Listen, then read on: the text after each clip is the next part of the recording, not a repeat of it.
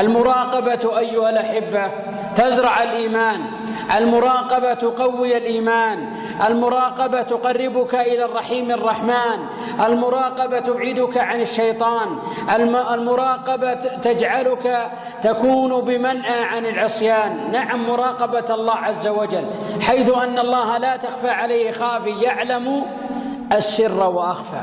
السر الذي تسره إلى زميلك أو إلى زوجتك أو إلى جارك أو إلى قريبك، لكن أيضا ربنا يعلم الذي هو أخفى من السر، وهو الذي لم يطرأ على بالك أن تعمله أو أن تقوله، ليس بحديث النفس وليس بالهواجيس ولا بالوساوس، إنما هو الذي أنت لم يطرأ عليك ولم يدر في خلدك، الله جل وعلا يعلمه، لا إله إلا هو، وهو العليم، أحاط علما بالذي في الكون من سر ومن إعلان، وبكل شيء علمه سبحانه، فهو العليم وليس ذا نسيان.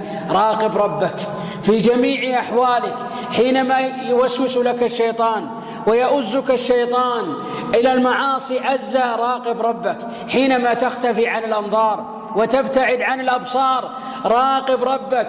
ولهذا يقول القحطاني: وإذا خلوت بريبة في ظلمة والنفس داعية إلى الطغيان، وإذا خلوت بريبة في ظلمة والنفس داعية إلى الطغيان، فاستحي من نظر الإله وقل لها إن الذي خلق الظلام يراني، فاستحي من نظر الإله وقل لها إن الذي خلق الظلام يراني.